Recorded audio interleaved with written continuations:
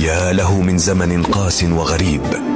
أصبح الخداع والكذب أساس التعامل بين الناس، وأينما تلتفت تجد الخيانة تتربص بك. اليوم يبتسمون في وجهك وغدا يطعنوك من الخلف دون تردد. كان الوفاء شرفا والصدق رمزا، لكن الآن الخيانة أصبحت القاعدة، والكراهية هي اللغة السائدة. أين ذهبت المروءة؟ النفاق انتشر في كل زاوية، يتظاهرون بالمحبة وما في قلوبهم إلا الحقد والخداع.